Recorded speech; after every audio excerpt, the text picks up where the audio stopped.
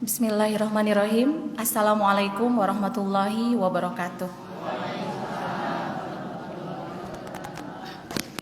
Bismillahi hamda syakirin ilahul awalina wal akhirin wa asyhadu anna Muhammadan abduhu wa rasuluh khatamul anbiya'i wa mursalin wa ala alihi wa ashabihi ajmain amma ba'du.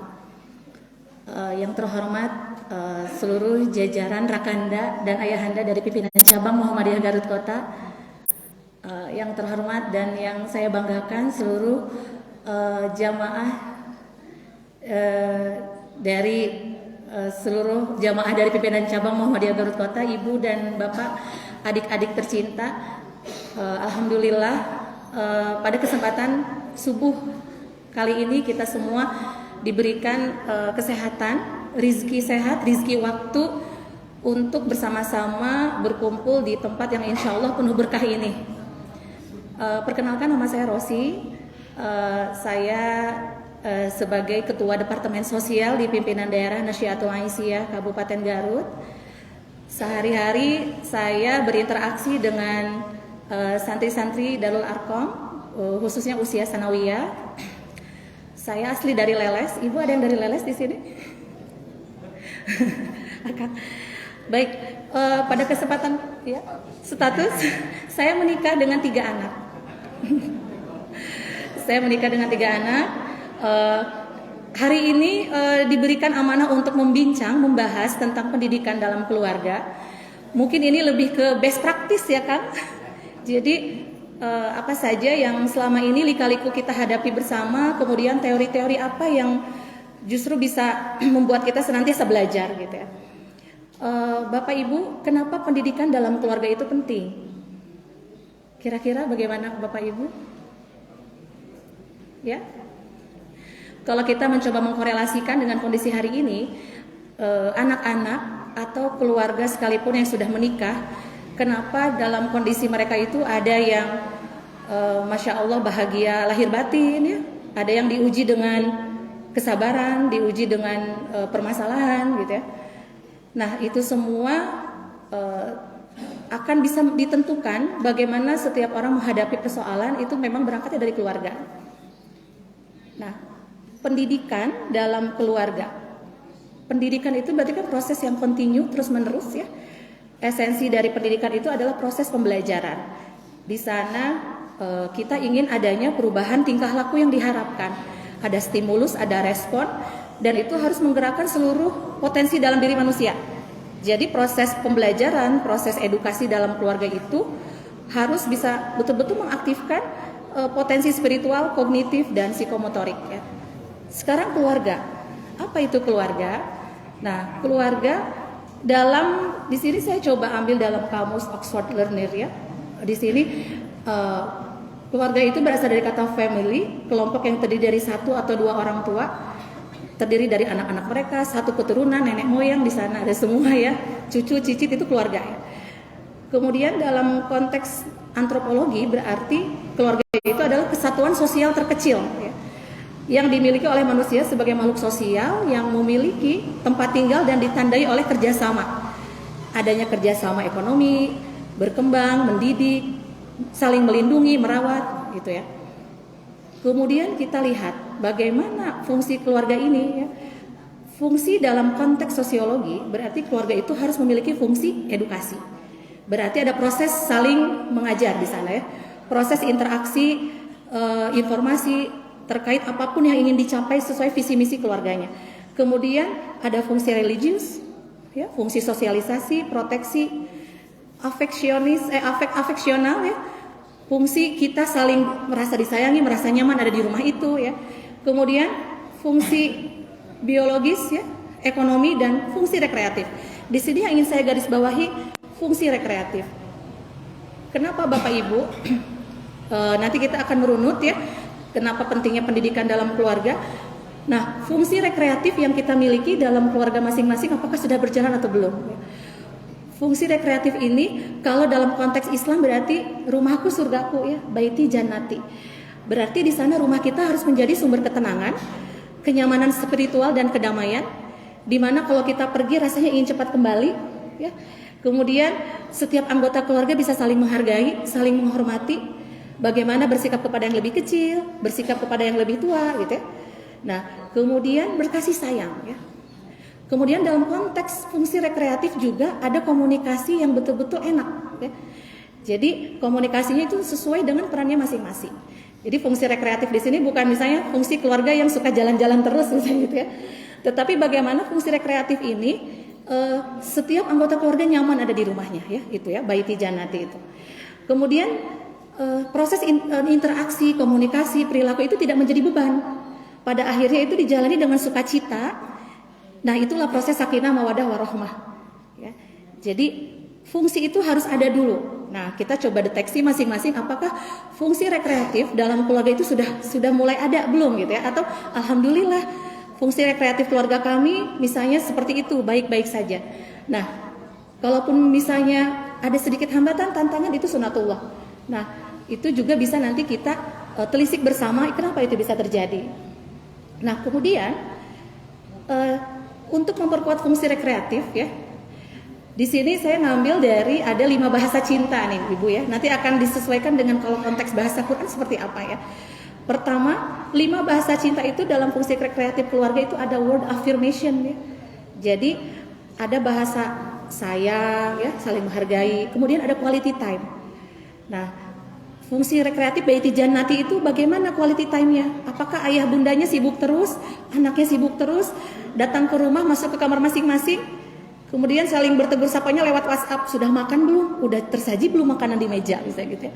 Nah, itu quality time di sana kita cek bersama apakah kita sudah memfungsikan itu ya. Kemudian ada physical touch ya. Kalau ayah ibu teteh-teteh masih punya anak-anak yang masih kecil berangkat sekolah, dibiasakan nggak untuk mengusap kepala, dipeluk gitu ya. Nah, itu fungsi memberikan kenyamanan physical touch kepada anak-anak kalau dia siap untuk menghadapi hari itu di luar rumah gitu ya. Sehingga dia merasa akan semangat sekali untuk kembali lagi ke rumah gitu ya. Kemudian ada receiving gift ya, saling memberikan hadiah, kejutan, penghargaan. Ayah, bunda, aku udah masak loh, abi, umi misalnya. Kemudian ibunya di tengah kesibukannya mempersiapkan makanan-makanan kesukaan anaknya, itu receiving gift juga Ibu. Kemudian ada act of service ya. Jadi ada kita melayani, saling melayani dalam arti di sini fungsinya itu adalah take and give ya di antara keluarga itu. Nah, Al-Quran untuk konteks word affirmation itu di sana dia menyandarkannya dengan apa? Qaulan sadida ya. Perkataan yang benar. Kemudian perkataan itu juga yang muncul di keluarga harus qaulan ma'rufah, yang baik ya. Yang benar. Jadi jangan banyak hoax ya Bu di rumah ya. Tahu nggak ini gini-gini. Terang tuh tetangga gini-gini. Dari mana beritanya misalnya tanpa tabayun dulu. Nah, dibiasakan komunikasi dimulai dari internal keluarga itu kita harus betul-betul qaulan sadida ya. Perkataan-perkataan itu harus benar yang muncul itu. Apalagi anak-anak kita meniru orang tuanya. Kalau orang tuanya senang misalnya berita yang tanpa ditabayunkan dikonsumsi di keluarga, diperbesar, kan senang bergosip jadi. Nah, anak itu kan betul-betul copy paste-nya orang tua ya. Kalau misalnya anaknya senang ngobrol kesana kemari ya bagus, tapi kalau misalnya dimuati oleh hal-hal yang tidak substantif, gosip, nah itu juga harus kita cross check. Apakah qaulan sadida di sana sudah terbiasa belum gitu ya? Kemudian qaulan ma'rufah yang baik ya. Ayah, ibu, akang, teteh, bagaimana bahasa di rumah digunakan? Apakah misalnya ada julukan-julukan? Nah, ini hati-hati ya Bu ya. Rumah tidak akan menjadi baiti jannati kalau di sana disebut, "Hei si pendek tadi atas mamta aja." Si hidung misalnya gitu. Nah, auzubillah min dalik ya Bu ya. Maksudnya mungkin kadang kita orang tua lagi capek, lagi lelah. Nah, sehingga kadang kok hararese di pe orang tua. Kok hararese di pe orang salat. Nah, gitu ya misalnya. Kadia si males. Nah, itu hati-hati Ibu ya. Kenapa qaulan ma'rufan ini harus terus kita biasakan? Karena tubuh manusia itu kan terdiri hampir berapa persennya itu air. Kalau kita banyak julukan-julukan itu kan air membentuk bagaimana ucapan ya Bu ya. Nah, Ibu pernah baca mungkin keajaiban air. Ada air yang dikasih ucapan-ucapan bagus, puji-pujian, dia kan struktur molekulnya bagus sekali. Nah, ada air yang dia dikasih ejekan-ejekan, dimarahin, dia struktur molekulnya jelek. Nah, demikian halnya juga tubuh manusia ya. Tubuh manusia, makanya kenapa selalu bilang hati-hati perkataan itu doa, karena dia membentuk struktur tubuh ya. Misalnya ini anak sebetulnya secara fitrah baik, tetapi banyak julukan di rumahnya. si malas, si nggak pernah tepat waktu. Nah itu kita sudah tidak mengistiqomahkan bagaimana qaulan ma'rufan terjadi gitu ya. Nah kemudian qaulan baligha ya, yang menyentuh hati. Pastikan komunikasi itu Bapak Ibu, Akang, Teteh, apakah langsung ke hati dia masuk gitu ya. Jadi dipilah bahasanya gitu ya, meskipun kita misalnya orang tua udah mau ngasih tahu ini sesuatu yang salah, kumahnya gerget, langsung to the point. Nah buat anak itu kadang tidak seperti itu diterimanya Ibu ya. Nanti kita bahas lebih lanjut ya. Kemudian ada qaulan masyura ya, perkataan yang pantas. Pantas di sini lihat konteksnya, waktunya. Ketika orang tua kita baru datang capek atau anak kita baru datang langsung dicecar omongan. Kumaha tadi di sekolah? Belajar apa? Mana nilainya? Nah, itu justru akan sedikit menyudutkan anak-anak Ibu ya. Jadi kalau datang itu dibangun dulu komunikasi, alhamdulillah. Sesuai fitrah itu kan seperti itu Bu ya. Alhamdulillah Teteh sudah nyampe di rumah. Bagaimana tadi di sekolah? Gitu ya. Jadi jangan langsung kalau kan gini, perasaan kamu lagi cemberut kamu lagi sedih ya? Tidak langsung to the point, tapi prosesnya gini, kenapa mukanya cemberut gitu. Jadi kita tidak langsung menyatakan statement gitu ya. Bahwasanya biar dia rasanya diolah sendiri oleh dia dan mau bercerita gitu. Tanpa merendahkan, tanpa menyudutkan. Kemudian qaulan layyinan, lembut ya. Yang lembut juga. Nah, ini Bapak Ibu kadang kan tantangan kita kadang kalau udah capek, terus kita juga moodnya lagi Masya Allah ujiannya gitu ya. Misalnya capek, tidak ada yang membantu di rumah. Suami terlalu sibuk misalnya. Dari pagi sampai malam kok saya sendirian terus misalnya. Ada rasa seperti itu nggak Bu misalnya? Nah, itu kita kadang tantangannya untuk berbicara lembut, halus itu terlalu challenging banget itu ya. Sangat ujiannya Masya Allah ya. Jadi kalau kita dalam kondisi lagi sepaneng Ibu marah, tarik nafas dulu, baca istighfar yang banyak, mundur saja dari anak itu misalnya ya. Ketika ada rasa marah, kalau sudah clear rasa marahnya, cooling down, baru kita bicara gitu. Qaulan kariman ya, berikutnya mulia. Jadi bagaimana perkataan-perkataan itu, komunikasi dalam keluarga itu ya, kita bisa betul-betul tidak menyudutkan ya. Jadi dan juga isi pesan-pesan itu pesan-pesan yang enak ya diterima ya gitu. Meskipun memang kondisinya adalah wah ini agak sedikit urgent nih. Kamu tadi di sekolah gini-gini, Ibu dapat pesan tadi dari guru karena begini-begini gitu. Karena suka ada perasaan wah kalau pulang nih ya, langsung nih saya mau tanya. Agak sedikit bersabar gitu ya. Nah, kenapa pendidikan dalam keluarga itu penting, Bapak Ibu ya? Kadang kita tidak boleh mempercayakan 100% pendidikan pada sekolah ya. Karena sekolah itu hanya media perantara. Sebetulnya roots-nya, akarnya itu ada di rumah. Nah, kenapa penting? Pertama, pendidikan dalam keluarga itu membentuk karakter dan nilai. Jadi respon pertama, makna-makna pertama yang dia peroleh anak-anak itu dari rumah. Oh ternyata kalau bicara sama orang tuh harus seperti ini. Saya meniru ayah bunda saya, umi abi saya. Oh tidak boleh seperti ini, tidak boleh seperti itu. Jadi aturan-aturan dasar tuh dari rumah. Makanya membentuk karakter dan nilai. Kalau misalnya dalam keluarga itu misalnya sedikit terlambat, tidak ada ilmu yang belum masuk ke sana, sehingga memang dalam membesarkan atau interaksi keluarga tidak hanya ke anak kecil ya Bu ya. Orang dewasa juga sama-sama belajar. Itu jauh dari membentuk karakter dan nilai. Ribut terus misalnya ya. Jadi hawanya panas sehingga rumah itu tidak menjadi baiti janati. Fungsi rekreatif keluarga nggak ada. Anak-anak jadi betah di luar, gitu ya. Itu salah satu contoh. Kalau misalnya pembentukan karakter dan nilai tidak menjadi acuan utama. Kemudian kesejahteraan emosional dan psikologis. Nah, itu juga dampak dari pendidikan dalam keluarga. Sejahtera di sini anak itu merasa nyaman, saya disayangi, gitu ya. Saya diperlakukan baik, gitu ya. Nah, fungsi baiti janati kan kata Rasulullah juga yang paling baik di antara kamu sekalian adalah yang paling bagus perilakunya kepada keluarganya gitu ya. Nah, itu dalam rangka membentuk fungsi rekreatif keluarga. Baiti janati keluarga itu fungsi baiti janati itu harus ada terjadi dan itu harus diusahakan tidak terjadi begitu saja gitu ya. Nah, tadi ya hal penting pendidikan keluarga, kesejahteraan emosional dan psikologis semua pihak, tidak hanya anak. Ayah bunda juga abi dan umi misalnya ya, kalau fungsi kesejahteraan emosional dan psikologis keluarga tidak ada, kadang kita malas kan ke rumah. Di masjid dulu deh sama teman-teman gitu ya misalnya. Nah, kalau hal itu terjadi segera diatasi, jangan dibiarkan gitu ya. Kemudian pembelajaran akademik. Nah, pendidikan dalam keluarga juga itu sangat berpengaruh bagaimana anak-anak di sekolah atau dimanapun dia berada atau kita sendiri karena kan belajar itu harus terus ya. udah usia tua juga misalnya gitu ya, kan utlubul ilma minal mahdi ilal lahdi gitu ya. Jadi kita tuh harus senantiasa belajar. Nah, pembelajaran akademik ini akan senantiasa terjadi kalau pendidikan dalam keluarga betul-betul diprioritaskan. Jadi senang sekali gitu anggota keluarga semuanya banyak hal yang bisa diambil gitu. Terus dia tahu bagaimana bersekolah itu, bagaimana mengejar prestasi itu, tujuannya apa. Nah, itu dalam proses pembelajaran akademik. Nah, pendidikan dalam keluarga juga ada hal-hal yang bisa menghambat ya Bapak Ibu. Faktor yang dapat mengganggu prosesnya apa? Pertama, kurang perhatian dari orang tua. Seringkali kita terjebak oleh kesibukan, kita lupa bahwasanya kesejahteraan emosional psikologis anak itu harus dipertimbangkan. Atau tidak hanya anak. Kalau di rumah misalnya ibu ada nenek ya, kadang kita kan kalau sudah usia segini kadang ada ibu yang ikut kita, kakek atau anggota keluarga lainnya, itu harus tersantuni kebutuhan psikologis emosionalnya gitu.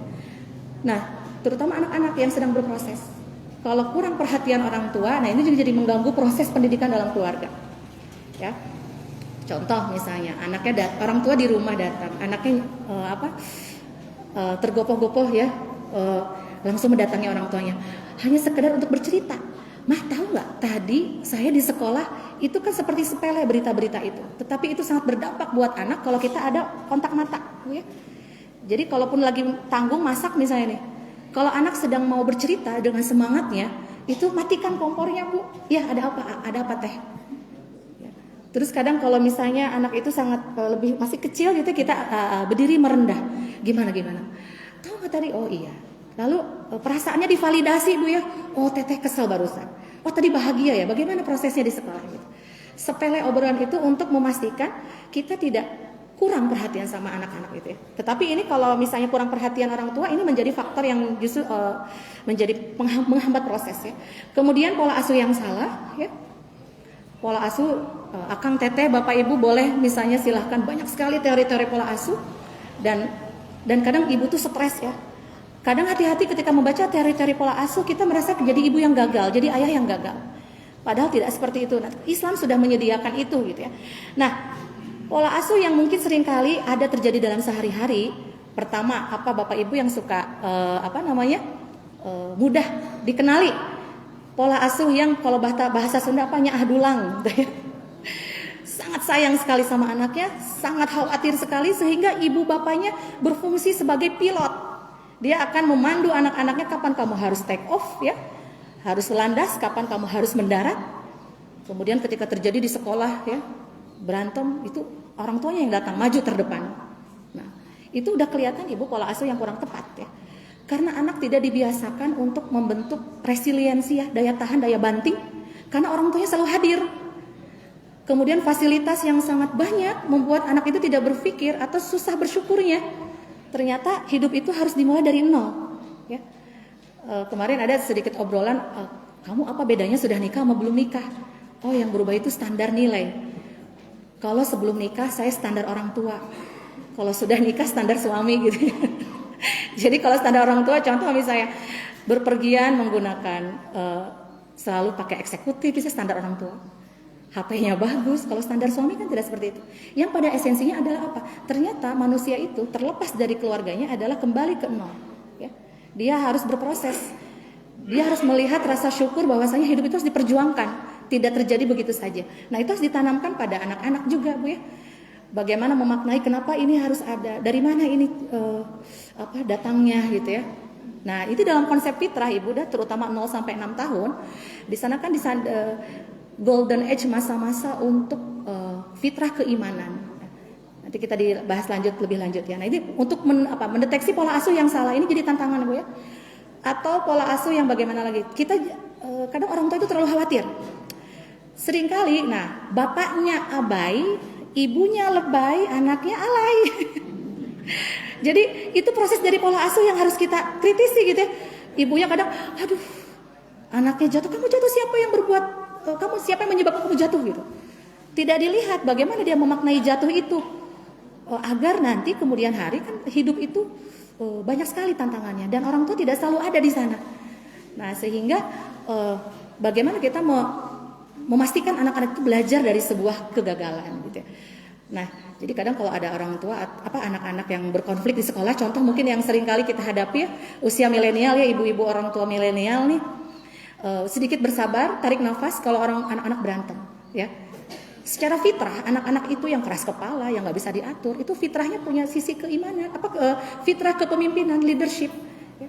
Anak-anak nakal itu hanyalah anak-anak yang belum mengetahui di mana nih jalan keluar untuk mengalirkan potensi dia, gitu ya. Di mana ruang-ruang yang bisa memahami bakat saya di mana. Jadi seperti itu ya. Contoh dalam pola asuh yang salah, yang menjadi tantangan dalam pendidikan dalam keluarga. Kemudian berikutnya adalah kondisi traumatis atau konflik. Nah ini qadarullah, ujian kita kan selalu berbeda-beda. Ini akan menjadi tantangan tersendiri buat keluarga yang tidak utuh misalnya ya. Kalau misalnya ayahnya kadang kondisinya harus bercerai, harus berpisah, atau ditinggalkan salah satu lebih dulu. Nah ini harus betul-betul memastikan fungsi peran-peran orang tua kepada anak itu tidak hilang, ya. Bisa digantikan omnya, uaknya gitu ya, atau bibinya, neneknya, kakeknya gitu. Karena seringkali teteh ya, akang, ibu, bapak, anak-anak yang usia sanawiyah justru kelas 1, kelas 2 ketika dicek kadang hambatan dia bukan, atau kelas 3 sekalipun usia SMP ya. Masalah itu kadang bukan muncul dari teman-temannya, tetapi bagaimana kalau ketika di tracking kondisi-kondisi hal yang membuat dia traumatis ketika dari TK bahkan ya, TK, SD. Nah ini harus surti kalau kata orang Sunda ya. Orang tua tuh harus betul-betul peka kalau anak saya nih ada hal yang berbeda gitu ya. Karena proses pendidikan dalam keluarga khawatir tidak akan maksimal kalau anak ini masih ada perasaan-perasaan yang membuat dia traumatis gitu ya. Nah kemudian teknologi. Nah ini faktor yang justru seperti dua mata pisau ya. Nah teknologi juga ini mempengaruhi proses pendidikan dalam keluarga. Bapak Ibu, screen time anak ya. Anak-anak itu tidak boleh lebih dari berapa jam Bapak Ibu? Akang, teteh? Ya, apalagi sekarang mainannya tuh online ya dan sebagainya. Jangan kaget kalau anak-anak yang sering megang gadget, dia marahnya tuh kadang lebih pemarah gitu. Karena dia mengunci energi dia, ya, harusnya berlari-larian ya. Harusnya seru-seruan main bola atau harusnya main apa gitu ya dengan teman-temannya, dia diam saja terus dengan HP-nya gitu. Nah, ini teknologi di sini, pemanfaatan teknologi yang tidak bijak tanpa pemantauan juga ini akan sangat berakibat fatal. Bapak Ibu, kalau anak-anak main gadget ditemani ya, lihat itu iklan-iklan yang muncul suka, wah sudah sangat di luar batas kadang nalar kita ya, karena kondisi sekarang ini luar biasa tantangannya, dan itu ada dipegang oleh anak kita sehari-hari. Hanya untuk apa? Mempercepat proses kerusakan otak sebetulnya. Jadi Bapak Ibu kalau pernah membaca kajian dari Bunda Eli Risman, di kepala kita itu kan ada lobus prefrontal cortex ya di depan ini. Salah satunya fungsi seksualitas, dan ini harus matang ketika usia di atas 20 tahun ya, 25, 20 ya. Dan paparan teknologi akan membuat fungsi otak itu matang sebelum waktunya. Sehingga apa ya Bapak Ibu, kasus-kasus asusila yang terjadi di luar sana itu karena otak itu fungsinya ada sedikit kerusakan gitu ya. Orang-orang yang belum waktunya belum waktunya misalnya dalam fungsi keluarga itu terjadi, dia belum menikah tapi sudah merasakan itu gitu ya. Ya. Sensasi-sensasi dia untuk bisa makanya terjadi kriminalitas, perkosaan dan lain sebagainya gitu. Nah, makanya hati-hati kalau kita ada tetangga yang dia usia menikah tetapi dia tidak bekerja, diam di rumah, tidak menikah. Ya. Maksudnya dia usia menikah tapi tidak punya pasangan. Nah, itu hati-hati. Terus dia seharian tenggelam dalam gadget. Nah, itu hati-hati ya. Itu juga jadi kewaspadaan kita, bukan berarti serahkan sama Allah, ya betul. Serahkan pada perlindungan Allah anak-anak, tetapi kita harus waspada gitu. Karena teknologi itu juga menjadi faktor yang bisa menghambat proses pendidikan dalam keluarga. Ketika kita sudah prepare baik-baik, tapi kan tantangan datang dari luar kadang ya, yang tidak bisa kita kontrol. Nah, nauzubillah min dzalik. Kemudian ada realitas atau masalah yang muncul nih dalam proses pendidikan keluarga. Kalau tadi kan faktor yang dapat mengganggu proses, nah sekarang ada masalah-masalah yang muncul dalam kita ingin menerapkan sebuah proses pendidikan dalam keluarga, tetapi kadang tidak support gitu. Nah, pertama rendahnya kualitas pendidikan. Nah, ini harus dikejar Bapak Ibu ya. Kita boleh dari seperti halnya hari ini dari majelis-majelis ilmu, kita juga ingin meningkatkan kapasitas diri. pengetahuan kita yang ditingkatkan, bagaimana nanti kita bisa berinteraksi di rumah dengan betul-betul maksimal. Peran stabilitas baiti jannati itu tidak hanya di ibu ya, tapi di ayah juga ya. Nah, ini rendahnya kualitas pendidikan jadi tantangan tersendiri ya. Kemudian gangguan emosional dan psikologis. Nah, orang tua juga meskipun sudah jadi orang tua kan, apakah mereka sepenuhnya sudah rilis secara emosi ibu ya? Ibu masih ada rasa kesel nggak gitu ya? Nah, ini kalau kita masih ada rasa dendam, kesal dengan apapun itu masalahnya di masa lalu, itu akan menjadi masalah juga ketika kita membesarkan anak-anak atau kita berinteraksi dengan anggota keluarga di rumah. Kadang suka menemui kan misalnya gini, kita kenapa aku nggak mau ketemu sama bibi itu, abis ngomongnya itu menyakitkan terus, nyindir terus. Ini apalagi nanti kita mau lebaran ya, misalnya udah nikah belum, kok belum nikah gitu, atau udah nambah anak satu, kapan anaknya 2, kapan kamu selesai kuliah. Nah, maksudnya sayang gitu ya, sayang sekali. Tapi kadang khawatir kita harus jangan kalau ada anggota keluarga yang narasinya selalu negatif ya Bapak Ibu. Nah, sebetulnya mungkin saja ya dia ada sedikit situasi perasaan yang belum selesai, sehingga bawaannya tuh pengennya kadang kita tuh hati kita baik tapi kok mulut kita kok menyakiti anggota keluarga gitu ya. Nah, itu juga salah satunya gangguan emosional dan psikologis yang harus selesai. Kemudian perilaku buruk. Nah, ini ada perilaku buruk juga. Nah, ini juga harus dilihat kenapa perilaku buruk itu terjadi ya. Nanti kita akan berbicara tentang stresor yang terjadi dalam keluarga juga ya. Itu berpengaruh sama anak-anak soalnya ya, sama anggota keluarga yang lain. Rasa tidak aman, peningkatan risiko masalah kesehatan mental. Nah, ini juga kondisi-kondisi yang akan menjadi tantangan tersendiri ketika kita menetapkan sebuah proses pendidikan dalam keluarga. Nah, kemudian pendidikan yang seperti apa? Banyak sekali teori-teori pendekatan pendidikan ya Bu ya. Harus begini, harus begitu. Harus dipahami anak-anak itu lahir tidak seperti kertas kosong ya. Kalau teori barat behavioristik itu anak itu seperti kertas kosong yang bisa kita coret-coret. Dan bagaimana orang tuanya beraspirasi, punya rencana kamu jadi A, jadi B, jadi C gitu. Padahal Allah sudah membekali anak ketika dilahirkan ke dunia itu dengan fitrahnya tersendiri ya. Jadi di sini ada dalam Quran surat Ar-Rum ayat 30 ya. Nih. A'udzubillahi minasyaitonirrajim. Bismillahirrahmanirrahim. Fa'aqim wajhaka lid-dini hanifa. Fitratallah. Nah, fitratallah ini adalah apa? Fitrah yang sudah Allah bekali kepada anak ya ketika dia dilahirkan. Allati fataran nasa 'alaiha. La tabdilu li khalqillah. Dzalika dinul qayyim. Walakinna aktsarun nasi la ya'lamun. Nah, kadang seringkali kita lupa kalau anak itu punya potensi-potensi kebaikan. Dalam Quran juga disebutnya ilham, ya, punya potensi. Nah, kita coba menyandarkan biar kita juga tidak pusing melihat teori-teori yang begitu banyaknya. Ada istilah bagaimana sih parenting itu? Sebetulnya parenting kan pola asuh. Ibu sendiri tanpa teori, bapak ya itu udah melakukan parenting kok di rumah, ya, interaksi dengan anggota keluarga, bergaul dengan anggota keluarga. Nah, dalam konsep pendidikan berbasis fitrah, itu pendekatan pendidikan yang fokus pada pengembangan dan penguatan fitrah atau naluri manusia yang telah ditanamkan oleh Allah ketika mereka dilahirkan. Pendidikannya berbasis fitrah itu mengacu pada apa Bu? Mengacu pada cara belajar yang sesuai dengan fitrah manusia. Ya.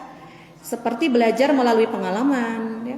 Kemudian keterlibatan aktif dan penemuan sendiri atau discovery gitu ya. Nah, ini ditanamkan dalam arti anak itu punya kecenderungan yang insya Allah bagus, baik sekali ya. Dalam hadis bagaimana Ibu? Ya, kullu mauludin yuladu alal fitrah. Setiap anak itu dilahirkan berdasarkan fitrah. Fa abawahu, maka orang tuanya, lingkungannya, ya, ayu hawidanihi, ayu nasiranihi, ayu majisanihi. Jadi anak itu dilahirkan sangat bagus sekali, sehingga kita sepertinya nggak usah bingung dengan pendidikan yang seperti apa sih dalam keluarga gitu ya. Justru anak itu sudah terlahirnya dengan fitrah. Nah, kadang kekeliruan kita yang memperlakukan anak-anak itu yang tidak pas, sehingga dia menjadi ABCD atau menjauh dari fitrahnya. Itu bagaimana pola asuh yang kita terapkan di rumah atau lingkungannya bagaimana ngebentuk anak itu gitu ya. Nah, makanya pentingnya orang tua yang sudah harus move on, rilis gitu ya dengan apapun emosinya, biar kita betul-betul bisa qaulan ma'rufan ya di rumah itu bisa baik, interaksinya enak ya. Karena kalau kita bermasalah, kita belum tentu bisa maksimal mendampingi anak-anak ya gitu. Nah, Berikutnya Bapak Ibu, ya. Nah, di sini juga ditekankan dalam Quran surat Asy-Syams ya, demi jiwa serta penyempurnaannya atau ciptaannya, maka Allah mengilham kepada jiwa itu jalan kefasikan dan ketakwaan. Nah, ketika Allah sudah memberikan potensi, ya, potensi anak dalam fitrah itu, tetapi Allah juga potensi itu harus dicari ya, ditemui. Kita mau ngambil jalan yang mana nih? Yang baik apa yang buruk? Nah, ini juga tergantung dalam konteks lingkungan seperti apa dan rumahnya bagaimana mendidik anak-anak gitu. Nah ini untuk memberikan pendekatan positif, kita melihat seluruh anggota keluarga teh, Bu ya. Jadi nggak ada itu anggota keluarga yang nakal. Nah, kenakalan itu ada energi yang harus kita arahkan ya. Terutama mungkin di sini ada ibu guru yang menghadapi anak-anak di sekolah. Saya seringkali melihat kalau misalnya ini kenapa nakal sekali, kita ambil misalnya anak-anak itu ya. Ternyata dia punya sisi leadership yang bagus ya. Atau keras kepala sekali gitu ya. Nah, itu punya sisi-sisi kepemimpinan yang luar biasa. Cuman kita harus mengarahkan gitu. Nah, kemudian ini fitrah-fitrah yang ada pada manusia. Fitrah keimanan, fitrah belajar dan bernalar ya. Fitrah bakat dan kepemimpinan, fitrah seksualitas, fitrah estetika dan bahasa, fitrah individualitas dan sosialitas, fitrah perkembangan, fitrah fisik dan indera ya. Contoh misalnya untuk fitrah keimanan, Bapak Ibu itu dari 0 sampai 6 tahun ya, kita itu harus memastikan anak-anak itu kita menumbuhkan rasa cinta mereka kepada Allah, kepada agama, tidak takut untuk mengerjakan sholat nanti di usia 7 tahun ke sana. Tidak berat bebannya gitu ya. Karena apa? Kita selalu menyandarkan fitrah keimanan itu kayak semacam ini, misalnya kita memberikan ngasih pakai baju ke anak-anak ya. Salah satu fitrah keimanan yang dimunculkan ketika usia itu adalah bagaimana? Masya Allah, tangannya bagus sekali, ini ciptaan Allah gitu ya. Nah, itu ya fitrah keimanan yang dimunculkan usia anak-anak. Kemudian, aduh Masya Allah bagus sekali ini Allah menganugerahkan kamu rambut yang sangat bagus sekali adik gitu.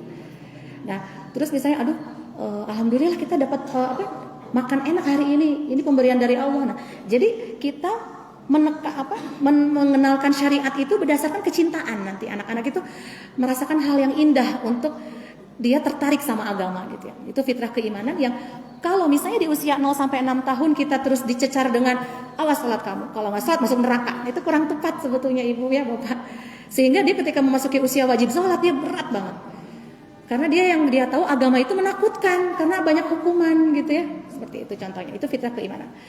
Kemudian di sini juga misalnya contoh fitrah individualitas dan sosialitas ya. Bapak Ibu, anak-anak itu harus punya ruang-ruang sendiri ya. Kita hargai mereka kalau pengen sendirian. Atau mungkin ketika usia kecil, kadang kita suka gini, ayo dibagi mainannya, dibagi makanannya gitu ya. Nah, fitrahnya padahal dia itu harus mempertahankan diri dulu, biar dia tidak kabawa kusakaba-kaba nanti. Tapi kita menerangkan bahwasanya berbagi itu akan sangat bagus loh. Kalau setiap hari libur kita bawa mereka untuk menyantuni tetangga yang kurang mampu misalnya ya. Tetapi fitrah individualitasnya harus Bu ya.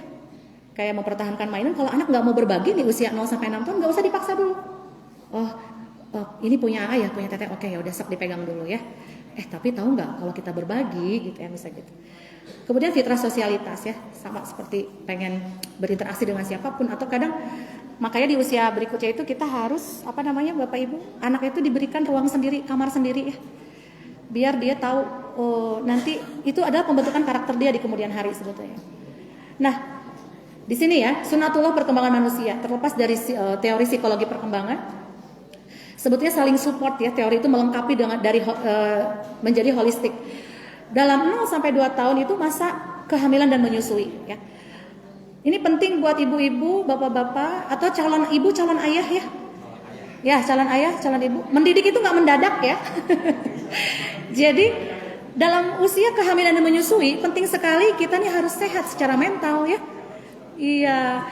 Nah, kadang mudah-mudahan, saya 3 anak, 1 tidak ASI eksklusif karena saya tidak teredukasi, Bapak Ibu ya. Ilmu saya sangat kurang. Juga saya mengalami baby blues ya. Lingkungan saat itu tidak begitu support untuk memastikan saya sehat secara mental. Nah, anak kedua dan ketiga alhamdulillah ASI eksklusif. Dan saya sudah mempelajari apa kesalahan saya di masa waktu melahirkan anak ke-1 ya.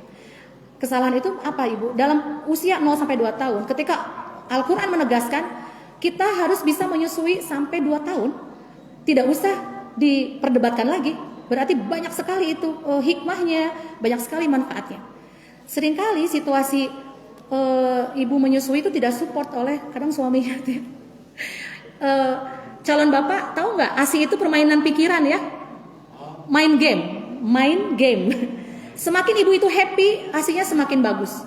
Dan bapak nggak usah kasih uang buat beli susu, ya, mendingan dipakai ibunya buat ngebasuh ya, buat makan makanan yang enak, iya. Atau minimal gini, aduh pulang kerja, istri saya sedang menyusui nih, ya di 02 tahun nih, masa kehamilan dan menyusui ini penting. Nah, aduh saya lupa nih kata si bapak nggak beli sesuatu buat ibu. Nggak apa-apa deh, saya mau menguji aja gitu. Aduh ibu ini cantik gitu. Bagaimana menyusuinya hari ini, lancar? Apa ibu sudah refreshing ibu apa hari ini gitu? Minimal ditemani. Karena masa kehamilan dan menyusui ini fitrah ini nggak boleh di skip atau ya? Apa yang namanya itu? Betul-betul kita lewati gitu ya. Saya banyak diskusi dengan anak-anak muda ya, milenial ke generasi Z gitu ya. Sampai pernah ibu lihat TikTok nggak? Hati-hati yang mau menikah, harga susu mahal, udah siap belum? Gitu. Pernah lihat nggak bu? Sampai di rak itu semua susu yang mahal-mahal itu disorot gitu. Itu sebenarnya proses menyalahi fitrah bapak ibu ya. Anak-anak tuh harus anak-anak muda nih, calon bapak calon ibu harus jangan sampai takut mau menikah. Wah kita nggak punya uang nih nanti buat beli susu gitu. Padahal menyusui anak itu sudah Allah siapkan dari ibu yang bahagia. Ya, dari rumah tangga yang berfungsi rekreatif, dari rumah yang betul-betul berfungsi sebagai baiti jannati gitu ya. Dari kehamilan juga ya Bapak Ibu ya. Nah, kemarin kami pimpinan Daerah Nahdlatul Aisyah melakukan riset bahwasanya kesehatan mental yang berpengaruh terhadap kecemasan ibu hamil itu ngaruh banget sama ibu nanti bersalin sama pasca melahirkan. Jadi, kita mengecek sejumlah ibu-ibu, Bapak Ibu yang sedang hamil trimester ketiga. Ketika kita berikan alat ukur, kecemasan mereka tuh bervariasi ya. Sebelum terapi itu ada dari rendah sampai tinggi kecemasannya. Ditambah dukungan sosial, dukungan keluarga rendah. Ya, mudah-mudahan kita tidak seperti itu. Atau nih calon bapak ya, calon bapak kalau nanti ibunya sedang hamil, harus support sistem itu harus luar biasa ya. Tetapi sugesti ibu untuk ngidam itu sebetulnya itu sugesti ya bu ya. Nah itu bisa diatasi dengan hal-hal yang sifatnya dewasa berpikir gitu. Nah, karena fase dari sebelum menyusui kehamilan itu penting sekali, sehingga setelah kita berikan terapi ya, salah satu jenis terapinya kemarin terapi DEP, ibu ini emosinya rilis ya. Apapun kondisinya dia serahkan pada Allah, ini adalah ibadah saya ya.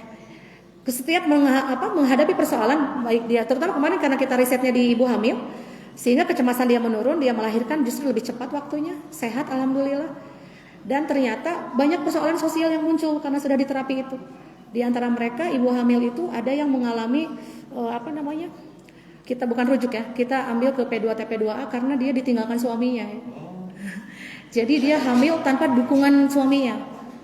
Nah ternyata dia tidak ada kesiapan untuk hamil ya. Nah makanya pendidikan akhil balik itu penting sekali Bapak Ibu ya. Biar anak itu betul-betul siap untuk menikah gitu ya. Sudah siap secara mental gitu. Jadi baby blues itu terjadi kadang dia tidak menerima fase kehamilan ibu itu ya. Nah pentingnya dukungan keluarga di sana, memastikan mereka sehat secara mental, memastikan mereka bahagia. Nah sehingga pasca melahirkan, nah di fase 0 sampai 2 tahun kehamilan menyusui, dia tidak ada masalah dalam attachment ya. Attachment itu daya lekat antara ibu dan bayinya. Karena fitrahnya mereka harus menerima ASI, harus menerima. Nah penanaman fitrah keimanan ketika menyusui bagaimana bu? Ya. Pertama kita mulai baca Bismillah. Ini calon ibu mana atau lagi menyusui? Bismillahirrahmanirrahim, ditatap wajah bayi. Jadi tidak hanya memberikan ASI, tidak. Tapi faktor religiusitas tauhidullah ditanamkan ketika proses menyusui itu terjadi gitu ya.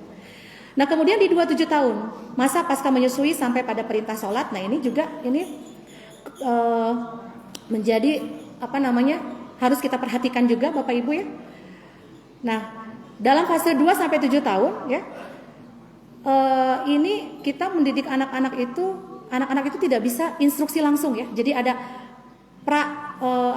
pradisiplin ya, pralatihan.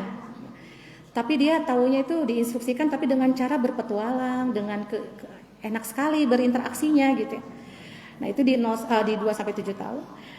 Kemudian makanya kalau kata siapa tuh kita mendidik anak sampai 7 tahun itu seperti raja bu ya. Seperti raja itu memang betul perlu apa dan lain sebagainya. Nah, ketika 7 sampai 10 tahun masa perintah sholat sampai boleh dipukul kalau dalam kondisi mendesak sekali ya. Tapi pukul kaki ya Bu ya. Kalau misalnya anaknya sudah sambil kita berdoa semoga Allah menunjukkan, memberikan hidayah. Allahumma hdini. Saya juga banyak belajar. Alhamdulillah sekarang kalau lagi aduh ini anak kok nggak bisa ini. Allahumma hdini. Ya Allah berikan dia petunjuk, berikan dia hidayah. Terus sambil lalu begitu saja anak tuh pasti dia bunda ngomongnya gitu katanya. Karena kadang kita kalau udah dalam kondisi begitu kita harus menyerahkan pada Allah yang menguasai hati gitu ya. Menguasai hati anak-anak gitu. Nah, 7 sampai 10 tahun ini kan kita sebetulnya harus bisa mendidik anak seperti tawanan Bu ya, seperti layang-layang tarik ulur. Harus disuruh saja perintah, cuci piring ya, cuci sepatunya, meskipun ada pembantu. Karena ini untuk melatih resiliensi dia nantinya daya tahan dia. Ketika kita kan tidak akan selalu mendampingi mereka ya Bapak Ibu ya. Anak-anak itu harus terbiasa dengan mengatasi persoalan-persoalan sendiri ya, mulai dari rumah, pendidikan dalam keluarga itu. Kalau dalam keluarganya serba dilayani, nah terutama menyalahi fitrah di usia 7 sampai 10 tahun ini atau di usia dia sampai memasuki SMP, semua serba dilayani, makan tinggal itu kita akan repot sendiri nantinya karena menyalahi fitrah itu ya. Nah, terus kemudian 11 sampai 14 tahun masa menjelang akil balik ya. Nah, ini nanti 15 tahun ke atas ini masa akil balik. Nah, kalau dalam teori barat itu kan terkenal golden age ya. Masa emas itu adalah 0 sampai 5 tahun. Tetapi kita itu golden age itu semua masa Ibu ya. 0 sampai 7 tahun itu golden age bagi fitrah keimanan. Nah, ini masa-masanya kita menanamkan keimanan, kecintaan yang sedemikian rupa biar nanti ketika masuk ke usia 7-10 tahun dia punya fitrah belajar, dia bisa betul-betul mengimplementasikan bahwasanya sholat itu tidak berat karena saya cinta sama Allah, karena saya dicintai Allah, sehingga kita nggak usah lagi nyuruh-nyuruh sholat gitu. Nah, karena fitrah keimanan sudah kita tanamkan. Tetapi kalau ibu sudah terlambat, gimana? Itu bisa diupayakan ya sambil ini, sampai dia menyadari beribadah itu adalah betul-betul bukan Allah butuh kita, tapi kita butuh Allah gitu. Kemudian di usia berikutnya golden age bagi fitrah bakat. Nah, ini 10 sampai 14 tahun. Dalam teori Erikson, ibu ada kalau dalam psikologi perkembangan, usia 0 sampai 2 masih mejana anak-anak bayi sampai 5 tahun kan senang main. Nah, itu dia lagi membentuk konsep diri. Dia harus nyaman ada di rumah. Dan memang fasenya ngacak-ngacak Bu ya, karena motoriknya lagi diolah dia ya. Nah, kadang seringkali kita nggak sabar, sehingga anak tuh banyak dimarahin ya. Nah, makanya itu penting orang tua itu rilis emosi, harus betul baik-baik saja sebelum kita berinteraksi dengan anak-anak. Nah, usia masa itu adalah harus dekat dengan ayah bundanya, umi abinya ya. Sebelum dia masa-masa lagi baru jalan, masa sedang jalan sampai TK tuh ya. Nah, berikutnya ketika usia 7 tahun sampai 12 tahun, kalau dia laki-laki itu gendernya harus sama ya. Contoh, dia laki-laki berarti dia harus lebih dekat dengan bapaknya. Itu ada fitrah-fitrah di sana bagaimana ayah melatih si laki-laki ini menjadi calon laki-laki yang kuat. Nah, kemudian kalau perempuan dia harus dekat dengan ibu, usahain gitu ya. Dekat dengan ibu untuk memastikan dia terpenuhi sisi gendernya. Karena dalam tadi ada fitrah seksualitas Bu ya, untuk dia ditanamkan. Nah, ketika memasuki usia 12 tahun, 13 tahun, fungsi gender itu harus kebalik Bu.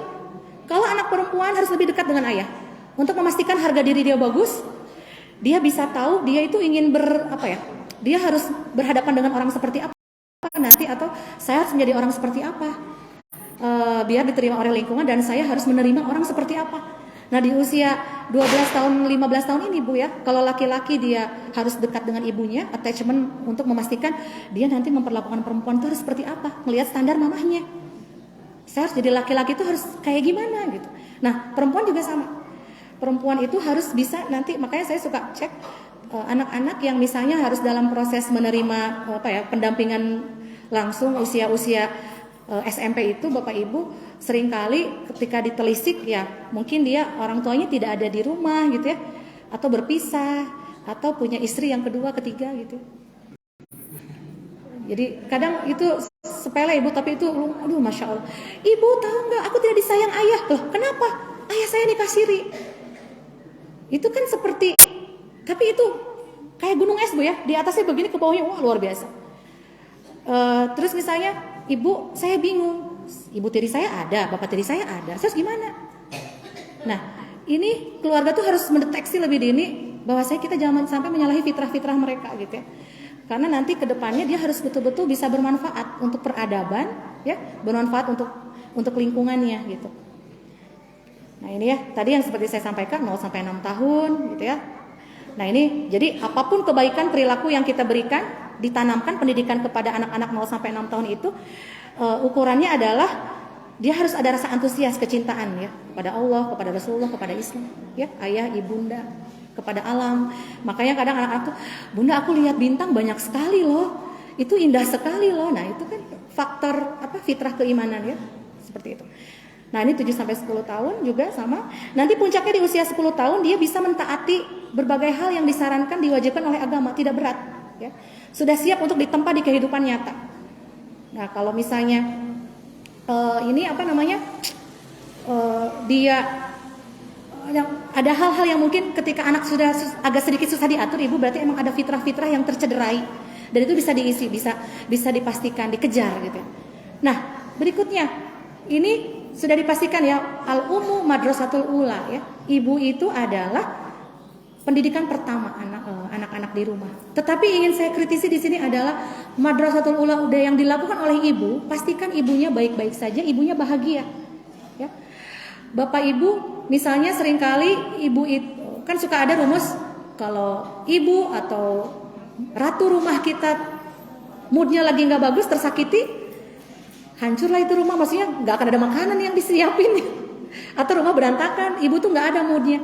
Jadi untuk mengoptimalkan ibu bisa melakukan pendidikan di rumah dengan anak-anaknya, pastikan juga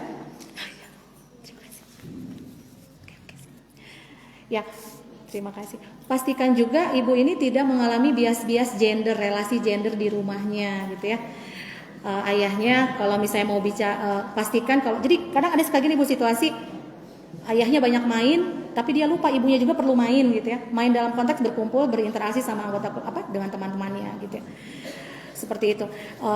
Atau misalnya tapi komunikasi itu ya jadinya yang dititik beratkan ya. Komunikasi yang dialogis, dua arah itu sangat bisa meminimalisir masalah lebih lanjut, tidak besar nanti masalahnya, tapi bisa diantisipasi. Oke, begitu saja kita lanjut diskusi, Bapak Ibu, silakan, Teteh.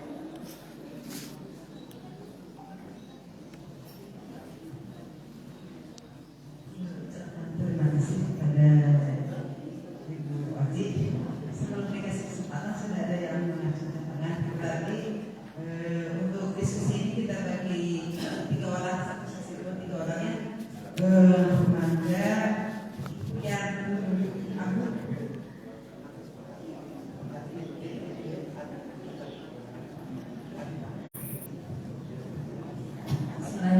Assalamualaikum warahmatullahi wabarakatuh. Waalaikumsalam. Nama saya Ani. Kebetulan saya mengajar di SD 1 dan baru 2 tahun. Mungkin ada sedikit cerita Ibu. Sebagian anak dekat dengan saya gitu ya, dibandingkan dengan orang tuanya. Segala macam hal yang ada kejadian di rumah, meskipun kalau di sekolah semuanya cerita dibanding, tapi mereka tidak terubah orang tuanya. Salah satu kejadian mungkin kalau pulang sekolah suruh punten WA mama dalam beberapa menit dia membalas itu orang tuanya. Saya menyarankan telepon atau mamanya. Nah, si anak itu bilang aja dulu mamanya sibuk kerja gitu. Dalam artian jadi si anak itu terbuka ke saya. Nah, yang saya tanyakan bagaimana sebagai sikap saya sebagai guru untuk bisa menceramahi si anak ini supaya lebih terbuka gitu ke orang tuanya.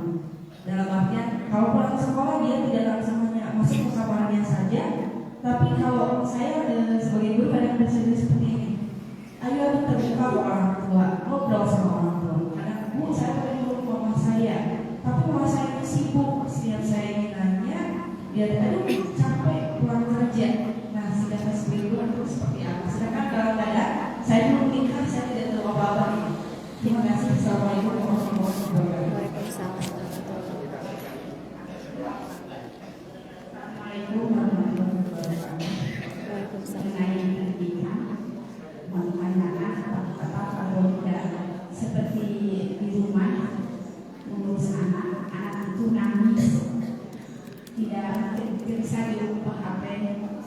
ibunya ambil jalan pintas, lagi hilang kamar, dan anak itu di kamar ada apa? Sehingga si anak itu mau menyebut, akhirnya dia takut, sampai bisa dia kemana-mana takut. Lalu kalau mau pergi ke WC dia jatuh sendiri, dan dia kalau main anak itu dia jatuh, kata ibunya usaha gitu. Nah seharusnya kan kunaon jadi budak bisa percaya diri kayak gimana lebih tak bisa ini. Salahnya ya menonton film lebaran, apakah itu benar dengan sayang? Seperti anak kecil sudah dipisahkan dari orang tuanya, akhirnya dia merasa takut. Jangan takut, hantu ada. Jadi si anak umur yang tahun 2 sudah ingin tahu membuktikan apa itu hantu, jadi anak berani belajar keberanian. Dan satu lagi, mungkin si ayahnya sudah bekerja malam. Kan ada anduknya dipakai sama anaknya gadis. Akhirnya si anak gadis itu hamil. Apa itu benar atau cerita? Terima kasih. Wassalamualaikum warahmatullahi wabarakatuh. Mungkin dari saya satu lagi. Assalamualaikum warahmatullahi wabarakatuh. Waalaikumsalam. Terima kasih atas ilmunya terkait tentang keluarga. Yang pertama, keluarga merupakan pembentuk karakter seorang anak yang mesti kita jaga. Namun tidak semua karakter dari keluarga itu sendiri ada faktor yang memang mengganggu proses tersebut. Salah satunya pola asuh anak yang salah. Nah mungkin yang saya akan tanyakan, pola asuh yang bagaimana yang ideal untuk perkembangan anak, apalagi zaman sekarang. Itu yang pertama. Yang kedua, di masyarakat kita masih ada pernyataan terkait anak yang ditinggalkan oleh orang tuanya ketika anak tersebut diasuh oleh pengasuh yang lain. Terkadang ada pernyataan untuk sabar dan masuk pada anak yatim piatu. Nah ini menurut kacamata psikologi gimana pernyataan masa tersebut tentang anak yatim piatu yang memang seperti itu pandangan di masyarakat. Terima kasih. Assalamualaikum warahmatullahi wabarakatuh. Untuk sesi pertama 3 orang ini bayar. Saya mengambil kata awal 3 orang untuk sesi pertama. Situasi kalau saya sebutkan dari 3 pertanyaan sangat berbeda.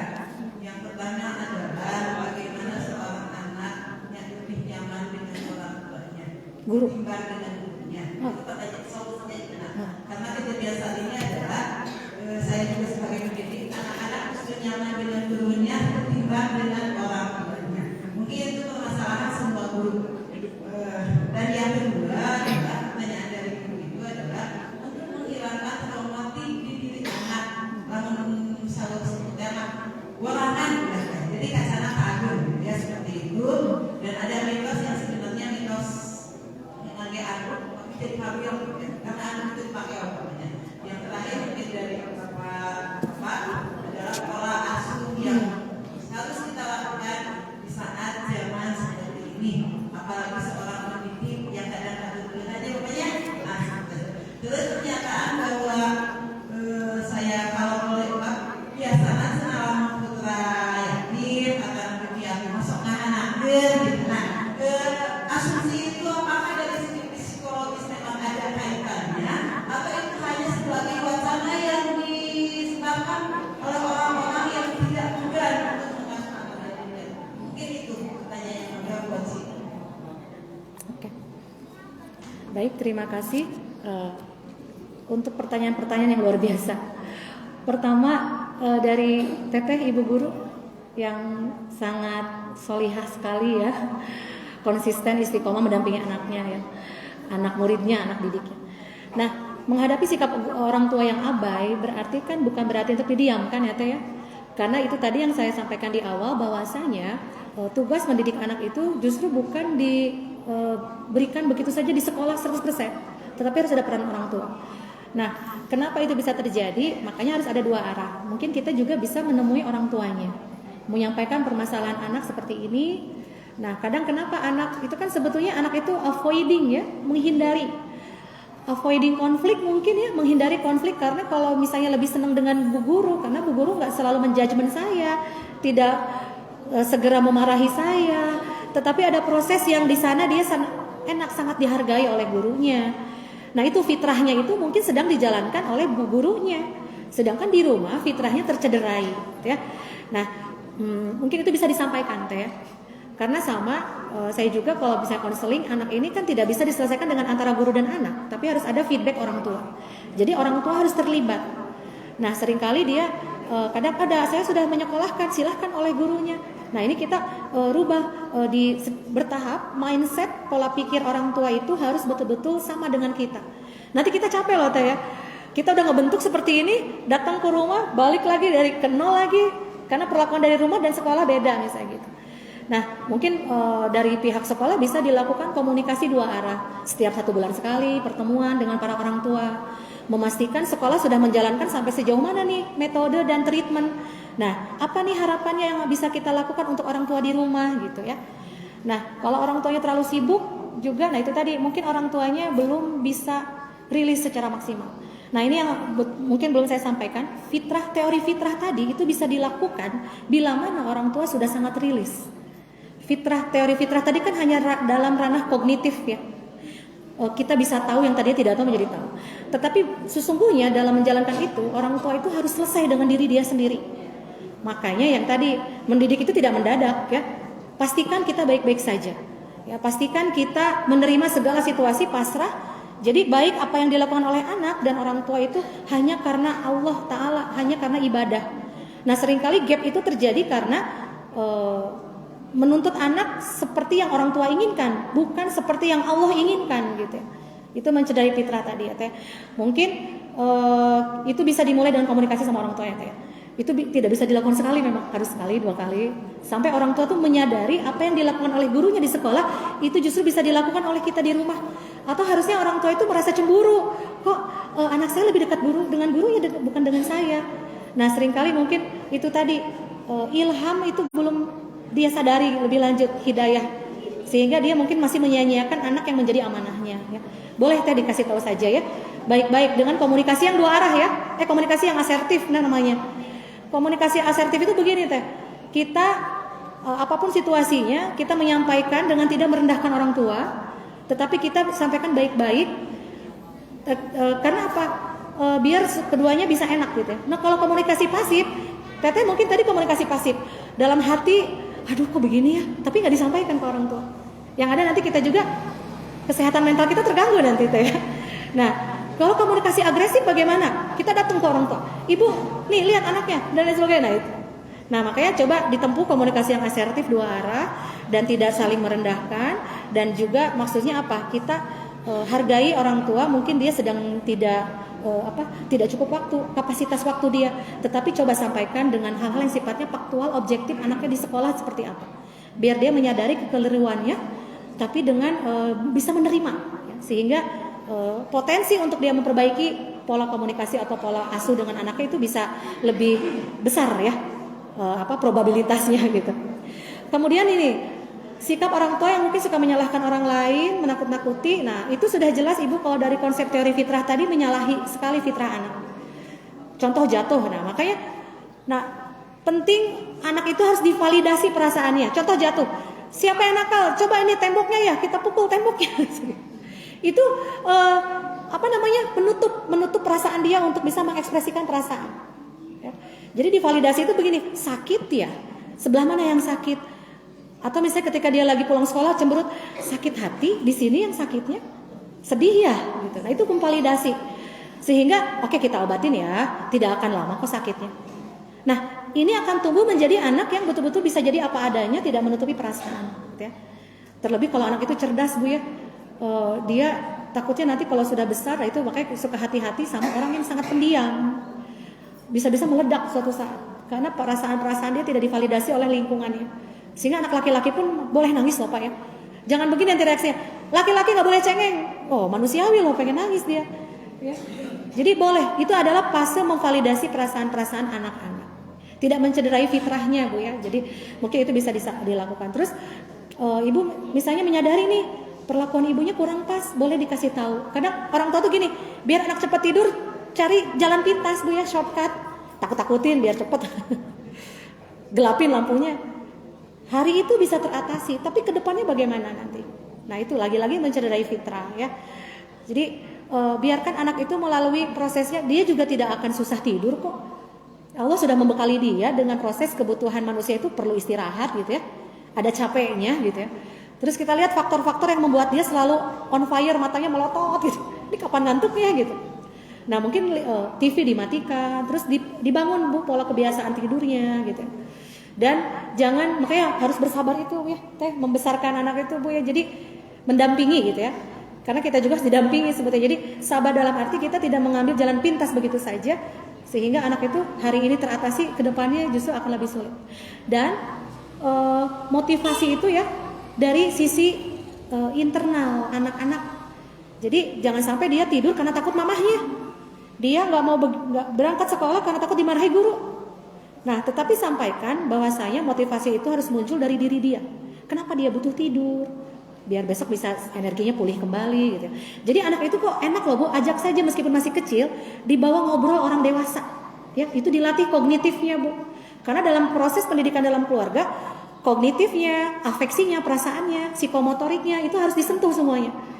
Nah, jadi dia tahu nanti, oh ya sudah gitu ya. Saya mengerti Ibu, Abi paham Nenek, misalnya gitu ya.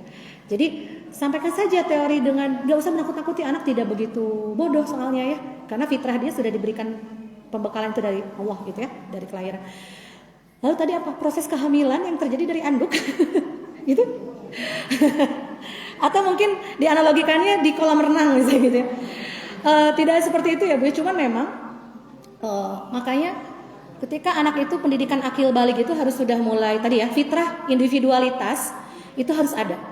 Dari mulai kamar, perkakas itu harus dipisahkan. Maksudnya terlebih anak-anak yang misalnya anaknya banyak nih di rumah. Nah 7 tahun itu harus dipisah tidurnya memang. Tidak boleh satu adik kakak di dalam ruangan gitu ya, sama. Dan juga anak itu dilatih untuk menutup aurat. Ya. Tetapi ya perjalanannya dari 0-6 tahun itu. Tapi kalau udah terlanjur gimana ya? Tumbuhkan rasa cinta sama menutup aurat itu adalah bahwasanya kita harus disayang Allah dengan menutup aurat. Nah, saya selalu tekankan sama anak-anak gadis itu kan luar biasa, apalagi sekarang ini cantik-cantik. Ini mungkin akhir zaman ya. Sampai bapak-bapak mungkin susah milih ya calon bapak. Nah, ujiannya seperti itu dan pastikan anak-anak bisa menjaga aurat ya. Sepupu itu bukan muhrim. Ayah juga sebetulnya kalau sudah besar itu ya memang bukan, harus dijaga aurat itu ya. Sepupu, om, uwa dan sebagainya. Jadi anak itu, dan salah satunya mungkin anduk itu sepele Bu ya, anduknya bersatu gitu. Tapi insya Allah tidak ada terjadi kehamilan kok di sana ya. Nah, makanya edukasi Kespro itu harus masuk ya, kesehatan reproduksi. Bagaimana mengidentifikasi tubuh diri sendiri, kehamilan terjadi kalau bagaimana. Dan itu untuk apa? Untuk menjaga, untuk tidak terjadi kehamilan yang tidak diinginkan. Gitu. Nah berikutnya pola asuh yang ideal seperti apa, Kang? Anak-anak ini kan disebutnya kalau kita mendidik ini anak generasi Z ya, atau generasi strawberry ya, yang mudah tidak terlalu kuat mental soalnya.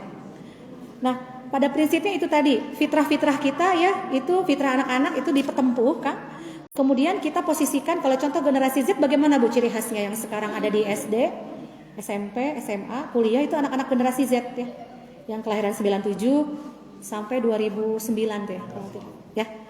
Kalau saya milenial maksudnya, karena 83. Jadi anak-anak generasi Z itu apa ciri khasnya? Dia multitasking, dia bisa melakukan banyak hal dalam bersamaan. Kemudian karena terpapar teknologi, dia bisa menjadi natif ya, teknologi teknosavvy namanya. Jadi dia lebih pakar dari yang lain kadang. Saya lebih tahu loh dari bapak guru, dari ibu guru misalnya gitu. Nah, terus dia merasa lebih tahu dan dia terpapar hal yang instan. Nah, proses instan ini kadang membuat tricky buat para tenaga pengajar. Kita bisa pastikan karena tadi dari fitrah itu ya, pastikan dia mengalami proses-proses yang dari nol gitu ya. Anak sekarang kan kalau ada apa-apa aplikasi makanan ada di depan rumah gitu ya. terus apa-apa mudah, dibiasakan seperti itu. Jadi proses ideal adalah sebetulnya pastikan pertama motivasinya muncul dari internal dia, bukan dari eksternal. Kalau Bapak Ibu pernah mengetahui ada nggak teori disiplin positif ya? Nah, itu memastikan semua perubahan perilaku yang kita harapkan sama anak itu di samping fitrah yang kita upayakan, tetapi dia muncul dari sisi internal dia. Contoh misalnya begini, kamu harus ikut tapak suci, misalnya gitu ya. Kalau enggak, kamu tidak akan menjadi pemain inti, misalnya gitu ya. Atau kamu tidak akan diikut sertakan. Bebannya lebih berat tuh Pak, daripada misalnya kamu harus bisa rajin ikut tapak suci biar nanti misalnya kamu betul-betul, nah itu lihat cari motivasi yang muncul dari diri dia sehingga kita nggak usah menyuruh apapun bentuk pendekatannya. Ini anakku susah ya, misalnya untuk berbaik sama teman-temannya kok selalu menyerang gitu ya, misalnya kumaha iya gitu. Nah, pastikan disiplinnya muncul dari diri dia. AA mau banyak teman enggak? Misalnya atau gini, AA kalau kamu berbuat baik dan lain sebagainya. Jadi motivasi itu muncul dari dalam diri sendiri, bukan dari sistem. Kalau dari luar itu dari eksternal, motivasi itu kan ditakut-takuti ya. Kamu kalau gini kamu dihukum, kamu kalau gini, nah itu akan berapa banyak informasi dia pusing anak itu. Aku mengerjakan ini itu karena orang tua, karena guru, sehingga nggak akan sadar-sadar sendiri nantinya gitu. Jadi pertama ajak dialog ya, karena dia mungkin itu generasi Z itu lebih seperti lebih berkemajuan lebih tahu daripada kita, padahal mungkin dia lebih banyak melihat teknologi gitu. Terus hati-hati lingkungan itu betul-betul membentuk mereka itu seperti prototipenya lingkungan itu gitu ya. Makanya kita harus lebih aktif, proaktif dan pastikan segala prosesnya ditempuh dengan step by step gitu. Tidak mencederai fitrah pada prinsipnya Kang ya. Dan kalaupun menghukum, nah di disiplin positif itu Bu, kita harus betul-betul yang nyambung sama hukumannya buat dia sadar. Maka itu motivasi internal muncul. Contoh ada anak berantem, hukumannya apa kira-kira? Bukan membersihkan kamar mandi ya Bu ya? Atau kamu harus nyapu sekolah, halaman sekolah. Pasti dia akan mengulang lagi berantemnya itu. Karena apa? Tidak muncul kesadaran dalam diri dia ketika melanggar aturan itu. Tetapi kalau misalnya dia muncul dari dalam diri dia, oh kamu berantem ya, hukumannya adalah yang nyambung sama pelanggaran ya dalam pendekatan disiplin positif. Berarti seperti apa cara menghukumnya? Kamu berdua harus saling bantu-membantu ya. Teman-teman gak akan mendekati kamu yang lain. Misalnya si A dan si B berantem. Dalam proses hukuman dari guru itu adalah, tapi jangan sampai merasa dihukum. Misalnya gini, adalah hukumannya kamu selama seminggu A sama B harus berbarengan, sehingga dia merasakan memaknai makna pertemanan. Tidak ada dendam nantinya ya. Kalau ibu bapak ya, kalau misalnya kita mendidik anak tidak nyambung dan itu terus menerus ya, atau dipermalukan, humiliating misalnya, pengumuman si ini nggak ngerjain PR, diumumkan se arena upacara, langsung mentalnya dia kena loh Pak Bu ya. Itu PR lagi jadinya. Terus dia merasa dendam. Nanti kalau dalam hukuman-hukuman atau sanksi yang nggak nyambung, dia nanti akan ada perasaan resentment namanya ya. Ini nggak adil gitu kan? Saya nggak percaya sama orang dewasa. Itu reaksi pertama. Reaksi kedua apa? Ada rebellion namanya. Seperti apa ya rebellion itu? Saya akan melakukan sebaliknya, gitu ya dendamnya itu. Saya akan buktikan kalau saya punya cara lain, ya. Cara sendiri yang orang dewasa nggak akan tahu. Gitu ya. Itu apapun ya, kasus apapun nih. Kalau kita nggak nyambung gitu ya. Karena tidak, motivasinya dari luar, bukan dari sisi dia. Kemudian nanti ada revenge kan, dendam, ya. Sekarang mereka boleh menang menghukum saya, gitu kan? Tapi lihat pembalasanku nanti. Seperti itu salah satunya. Atau nanti ada reaksi berikutnya seperti apa? Retreat. Lain kali aku nggak akan ketahuan, gitu ya. Retreat, diulang lagi. Ya. Itu terjadi pada praktek-praktek misalnya anak itu suka iseng. Kalau dalam iseng sekarang kan dulu mah iseng, kalau sekarang kan bully langsung ya. Sampai anak tuh bahasanya tuh loma apa tuh? Biasa saja menyebut, ibu aku dibully. Padahal kadang suka bercanda atau bagaimana. Nah itu cara mendidiknya adalah pastikan apapun jenis hukumannya muncul dari dalam diri dia. Kesadarannya itu menyadarkan internal dia, bukan ditakut-takuti gitu. Seperti itu mungkin ya Teh. Terus apa lagi tadi? Oh ya, bagaimana cara membesarkan anak yatim? Kenapa? Nah, banyak sekali Kang ayat-ayat yang menjanjikan bahwasanya kalau kita kata Allah, kalau kita membesarkan anak yatim itu kan pahalanya banyak. Hati kita akan dilembutkan, kita akan menjadi teman Rasulullah. Itu semua sebetulnya itu bisa kita mau ambil itu enggak? atau kita malah banyak keselnya gitu kan. Nah itu dari konteks pendekatan akidah tauhidullah, kita memastikan kita ingin menjadi apa yang Allah janjikan dalam ayat-ayat itu kan Kak ya. Nah sekarang dalam tinjauan psikologis bagaimana? Karena anak yatim itu kan mungkin ada gap yang kosong Kang ya. Jadi peran-peran mungkin orang tuanya tidak terpenuhi, fitrah dia tidak terpenuhi, atau fungsi keluarganya tidak bisa menggantikan. Nah otomatis kadang dia mungkin jadi seperti cari perhatian, seperti menguji dan berbagai macam hal, sehingga mata kalau kata orang Sunda ngagoda pisan. Karena kenapa ngagoda? Pahalanya banyak ya. Terlebih kita menjaga amanah hartanya gitu ya, dari peninggalan orang tuanya. Nah sehingga dalam pendekatan psikologisnya sebetulnya itu lagi-lagi kita tidak mencederai fitrahnya. Kalau dia misalnya usia 0 sampai 7 tahun tidak bisa diatur misalnya ya, berarti pastikan dia melakukan segala hal tuh muncul dari kita memberikan ke dia itu kecintaan dan rasa ketertarikan, antusias dia pada berbagai hal. Jadi nggak usah lagi jangan dulu tidak begini nanti kamu doraka, kamu dihukum. Nah itu nanti di fase berikutnya. Jadi ada pengenalan syariat itu dalam segi latihan kalau sebelum 7 tahun ke bawah ya. Nah itu pendekatannya ya digunakan teori-teori pendekatan itu gitu ya. Dan pastikan kita sabar. Berlaku dengan apapun ya, dalam situasi apapun. Kalau kita lagi dalam kondisi capek, marah dan ada sedikit kecewa yang tidak ada hubungannya sama anak, jangan dulu deket-deket ya sama anak gitu ya. Karena anak itu kadang nggak kena apa-apa, kena getahnya ya. Itu kan suka, padahal harus segera beristighfar kalau kita apalagi anak ini betul-betul nih ujiannya luar biasa, ditambah kita yang belum siap karena kita belum menata hati, sehingga nanti yang ada itu ya kita akan menyakiti anak yatim balik menyakiti kita. Itu akan terus jadinya seperti lingkaran yang tidak selesai. Jadi kalau dari sisi aspek psikologisnya mungkin itu Kang ya, dia perlu perhatian, dia tidak ada ruang-ruang secara fitrah harus diisi oleh orang tuanya, tapi ini nggak ada. Berarti kita sebagai orang tua pengganti kita harus bisa memenuhi unsur itu gitu ya. Dan insya Allah semuanya akan baik-baik saja. Itu mungkin Pak, silakan. Mungkin bagi sesi kedua katakannya yang satu orang yang mana Bapak itu Bapak bayar ini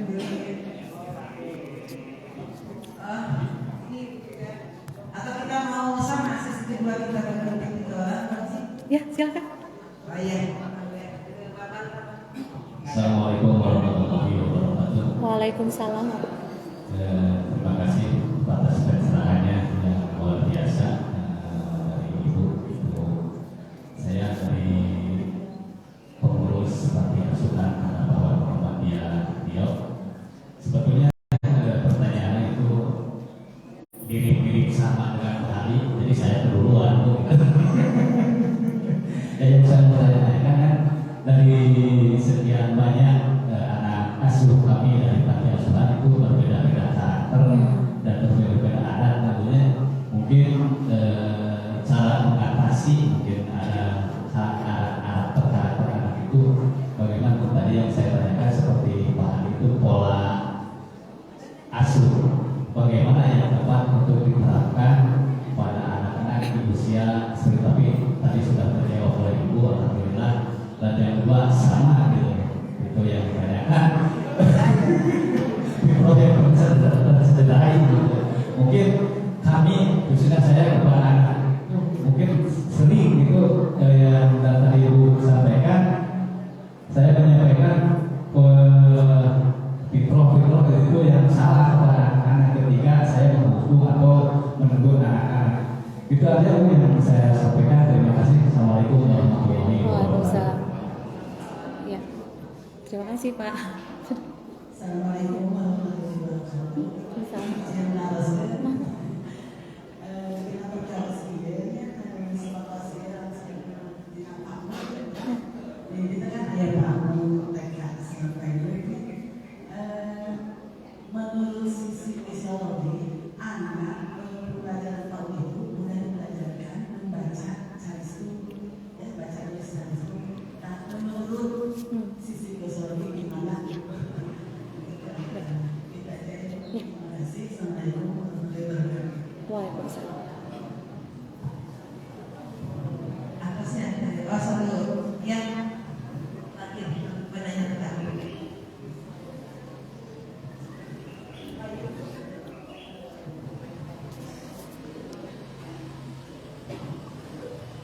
Bismillahirrahmanirrahim. Assalamualaikum warahmatullahi wabarakatuh.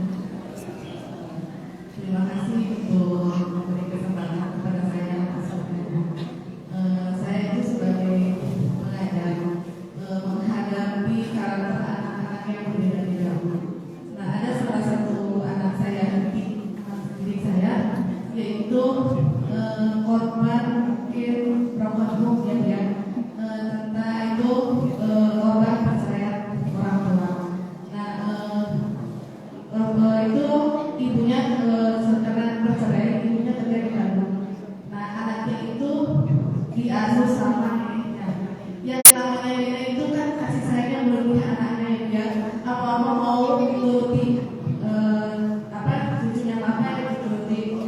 Terus, nah, kebiasaan anak itu di rumah itu dibawa ke sekolah, ya. Nah, anak itu kalau saya kasih tugas dan kerjaan, terus dikasih PR dan kerjaan, terus kalau ke sekolah dia semuanya, karena kalau saya tanyain, katanya kalau dibangunkan itu nangis, mungkin neneknya nggak mau ribet lihat anaknya begitu. Nah, itu saya menghadapi anak itu setiap tugas itu kalau saya kasih contohnya saya lupa. Kalau nggak ngerjain PR atau nggak mengerjakan tugas, saya hukum dengan kasih denda atau gimana. Dia malah milih hukuman daripada kerjaan. Nah, yang saya tanyakan itu gimana menghadapi anak itu supaya itu maksudnya kebiasaan di rumah itu nggak dibawa ke sekolah. Karena mungkin itu yang saya tanyakan. Terima kasih atas waktunya. Assalamualaikum warahmatullahi wabarakatuh. Dia langsung saja ya jawab. Enggak. Betul. Baik. Untuk menghadapi anak-anak mungkin tadi di panti asuhan juga Kang ya, berbagai macam karakternya, Teteh juga di sekolah. Pada dasarnya ketika kita melakukan pendekatan sesuai fitrah usia, taruhlah mungkin anak-anak rata-rata di usia 7 sampai 10 tahun misalnya. Ada usianya di bawah 10 tahun Teh, 7 sampai 10? 7 sampai 10 tahun usianya? Rentangnya? Ya? Ya, SD mungkin di antara 7 sampai 10 tahun ya. Usia 9 tahun mungkin ya? 9. Nah, berarti memang dia itu mungkin berlaku juga Kang ya, misalnya untuk kasus misalnya bagaimana intervensi ke anak-anak usia seperti itu. Dalam pendekatan fitrah berarti usia 7 sampai 10 tahun itu dia sudah pada tahap ketaatan, kepatuhan itu dengan disiplin, dengan perintah ya. Misalnya harus sudah mulai dilatih, diperintah, diberikan tanggung jawab. Itu prinsipnya satu. Jadi sehingga dia pada dasarnya bisa mengerjakan berbagai hal yang kita request sesuai yang dia akan butuhkan nantinya untuk membantu dia membentuk kebiasaan yang bagus. Berikutnya kecintaan fitrah anak 7 sampai 10 tahun kan pada olah gerak tubuh dia ya. Dia membangun pemahaman lingkungan itu dari dia mengalami langsung, berpetualang gitu ya. Dan dia itu kecintaan, kalau tadi iman ketika 0 sampai 6 tahun misalnya ada kecintaan yang luar biasa nih. Yang penting saya cinta dulu deh sama Allah, misalnya sama ajaran Allah. Nah, usia 7 sampai 10 itu kecintaan tuh bergerak pada arah kesadaran. Fitrah itu dia akan sadar kok. Ya, misalnya, oh, saya harus melakukan ini nih, saya harus melakukan itu nih biar dapat pahala dan sebagainya gitu. Kemudian, nah, pertemuan antara ketaatan dan kebebasan adalah pertemuan antara ini diperintah dan disadarkan. Jadi di pertemuan memastikan dia harus taat, dia teratur itu antara perintah dan kesadaran itu disatukan. Ya, jadi komunikasinya makanya tadi seperti apa? Kita membesarkan tawanan itu ya. Seperti layang-layang kita ikat, dia kita terbangkan. Kalau udah agak sedikit ini nih kita tarik gitu ya. Seperti itu fitrahnya pada dasarnya. Dan potensi fitrah dia muncul ya, itu melalui penjelajahan ruang gerak. Dibawa misalnya nih, lihat seperti ini loh, ternyata kalau kita tidak mengerjakan PR bisa gitu ya. Dibawa ke, boleh kita lihat dari misalnya ada pemutaran video tentang orang-orang yang sukses bisa gitu tuh ya. Pemutaran video orang-orang yang luar biasa nih, dia melawan kemalasan sehingga dia berhasil. Karena fase itu udah fase ke arah kesadaran gitu ya. Nah, lalu dia akan terbuka wawasannya dengan banyaknya kegiatan. Banyak kegiatan dia akan bisa tersadarkan lewat apa yang dia lihat langsung dan dia alami. Ya, indra-indra gerak dia udah indra panca indra dia menerima berbagai macam stimulus yang berbarengan, sehingga dia lebih bisa memaknai apapun itu prosesnya.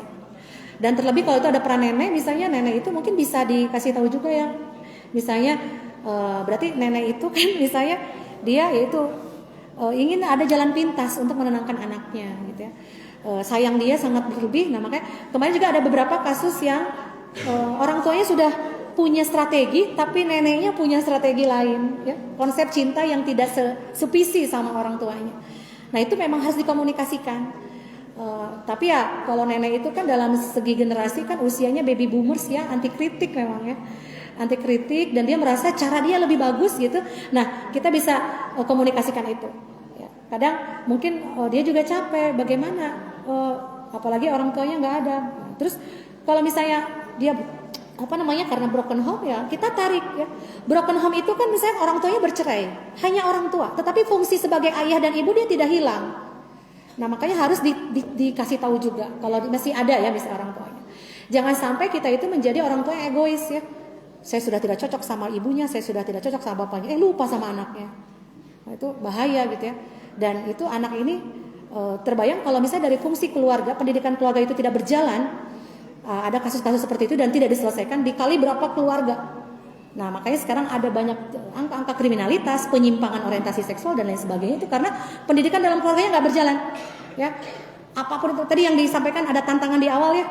Pendidikan keluarga itu tidak akan sukses juga ketika menghadapi konflik ya, ketika menghadapi berbagai tantangan kehilangan, broken home dan lain sebagainya.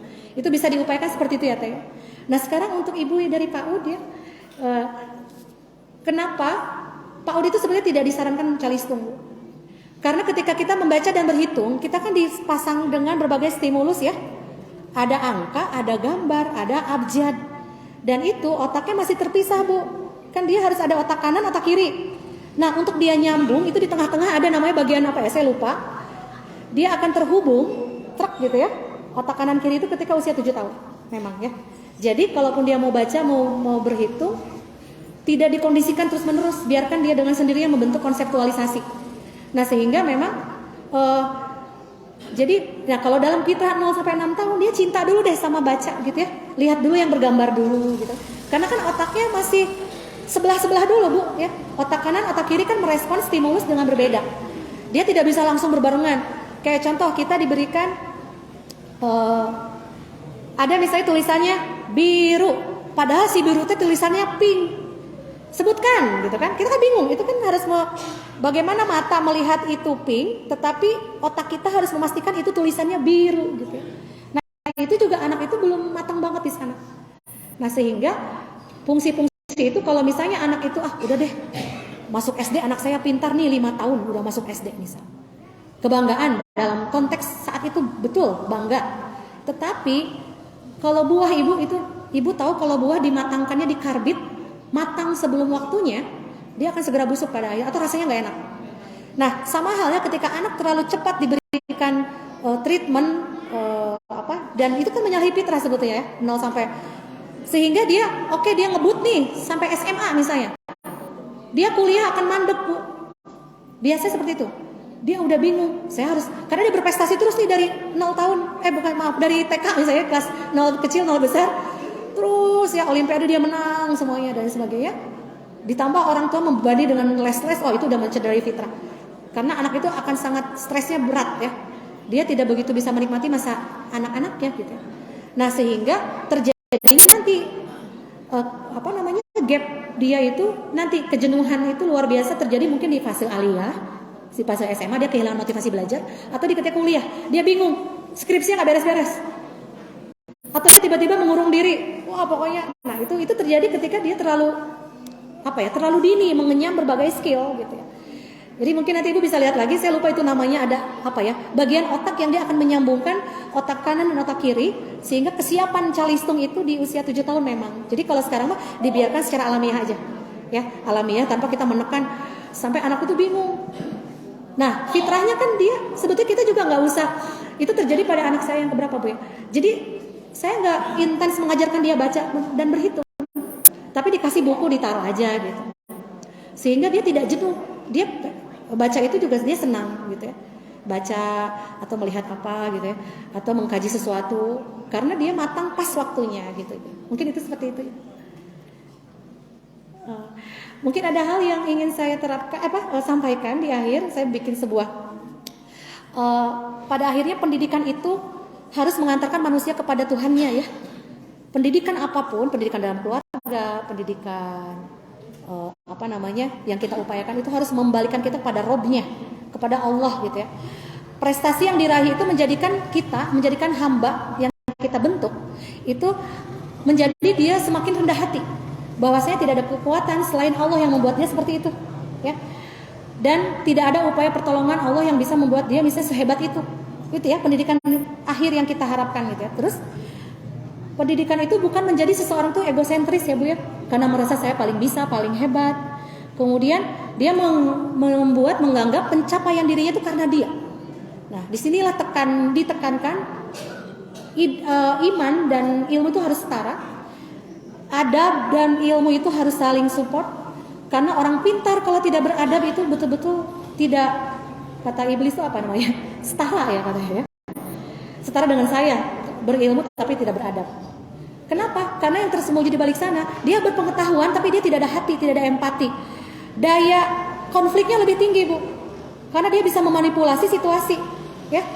Jadi karena saya lebih expert nih, tahu, dia lupa dengan adab-adab, dengan akhlak-akhlak. Nah itu konsep pendidikan yang tidak kita harapkan. Jadi apapun proses pendidikan yang sedang Bapak Ibu lakukan, Teteh dan Akang ya, itu harus membuat anak itu mengenal Tuhannya, tidak keluar dari jalur koridor akidah dan tauhid ya. Sehingga menjadi apapun dia nanti kelak ya, dia tidak akan sombong, dia tidak akan besar kepala. Tetapi kebermanfaatan itu meluas. Dan bayangkan kalau anak yang kita berhasil seperti itu dikali berapa anak, wah itu dia bisa menjadi sibgoh Allah gitu ya, sibgoh Allah di lingkungan masing-masing. Dan outcome jangka panjangnya dia menurunkan tingkat kriminalitas pastinya ya. Karena orang-orang ini yang kita harapkan ada muncul untuk membangun peradaban. Begitu saja mungkin Teh ya. Sudah tidak pertanyaan? Oke. Sekali lagi saya ucapkan mohon maaf yang sebanyak-banyaknya. Kebenaran hanya datang dari Allah dan kesalahan itu pasti dari saya. Saya mungkin sebelum dipersilakan ke MC saya akan tutup dulu. Terima kasih Bapak Ibu untuk atensinya. Lagi-lagi saya di sini bukan untuk mengajari tapi saya belajar dan mengingat-ingat apa yang saya juga pelajari ya. Nasrul minallah wa fathun qarib wa basyiril mu'minin. Wassalamualaikum warahmatullahi wabarakatuh.